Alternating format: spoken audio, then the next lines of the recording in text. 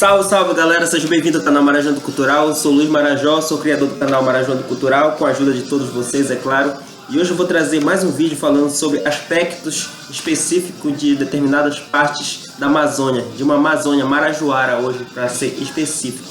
Antes, no entanto, eu gostaria de indicar alguns amigos que vêm fazendo esse trabalho nas mídias também.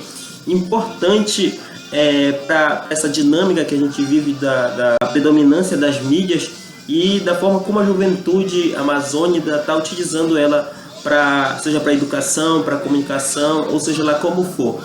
A primeira pessoa que eu gostaria de indicar é a Marcela Inajá e o seu blog, que é Historiadora Viajante.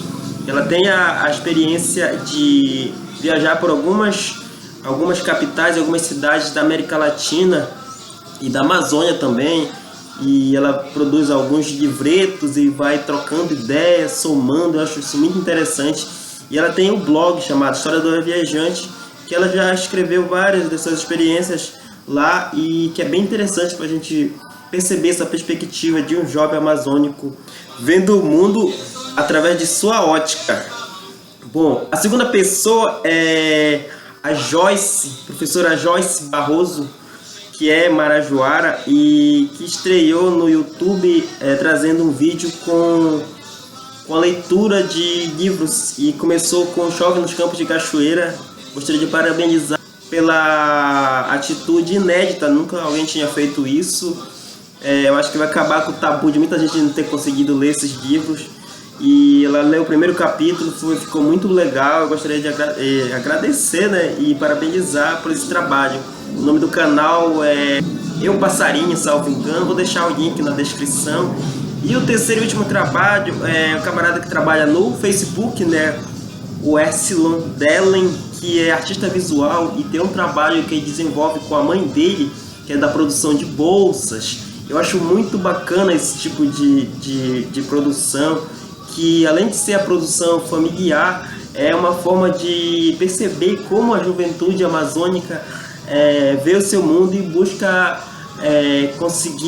conciliar a questão da sua prática artística com o trabalho. Eu acho então esse trabalho muito massa.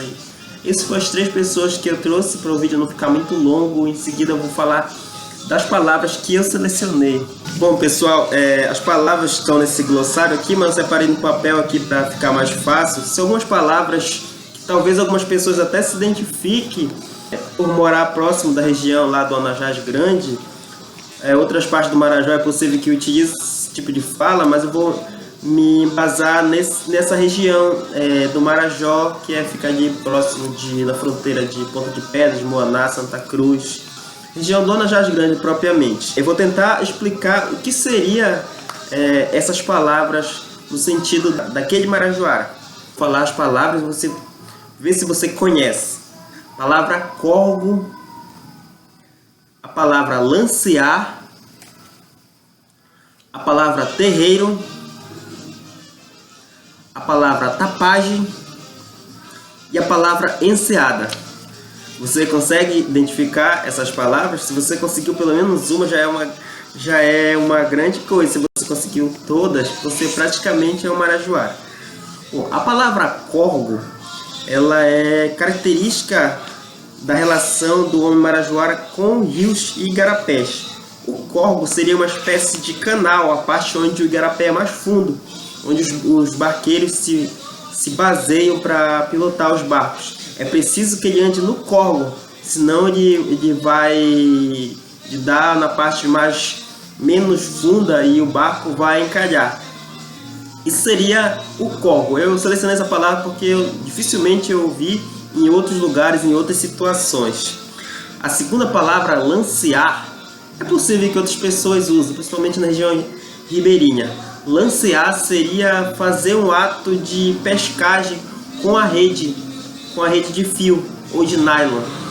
E esse lancear geralmente era feito com duas pessoas, pegando nas duas extremidades da rede, que lá é chamado de malhadeira, tem mais essa peculiaridade, e fazem uma espécie de cerco para poder cercar o peixe e capturá-lo em seguida.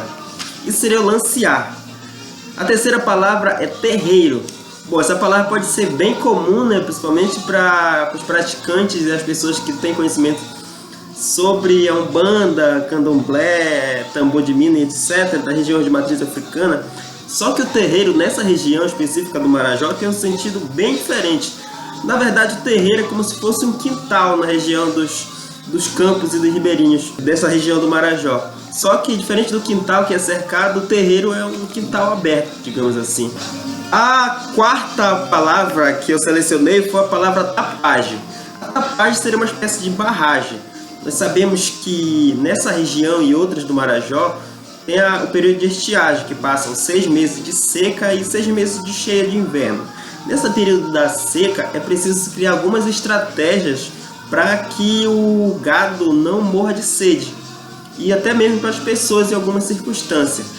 E para isso é feito as barragens, que é para fazer pequenas represas nessa região do Marajó. Ali no rio Anajás, por exemplo, que era na parte próximo da onde meus pais moravam, era muito comum fazer esse tipo de barragem feita de forma braçal, sem uso de máquinas, onde a comunidade se ajudava, mesmo quando era feito por fazendas, por fazendeiros.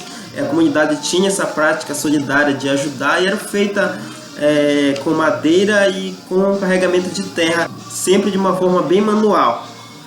E a última, que eu acho que vai ser mais difícil eu explicar, espero que não, é a palavra enseada. Enseada é como se fosse uma espécie de praia, é quase como se fosse uma praia, só que uma praia na curva do rio.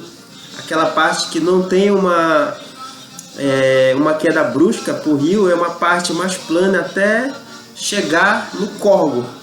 É uma parte plana até chegar ao córrego. Essa é a característica principal da enseada. É de costume os barqueiros saírem do córrego e encalharem, ensecarem na enseada. Bom, essas foram as palavras. Eu lembrei assim de trazer, eu acho que é uma forma de dialogar com o vocabulário amazônico e principalmente marajoara. Esse foi o vídeo, galera. Espero que vocês gostem e até o próximo vídeo. Grande abraço!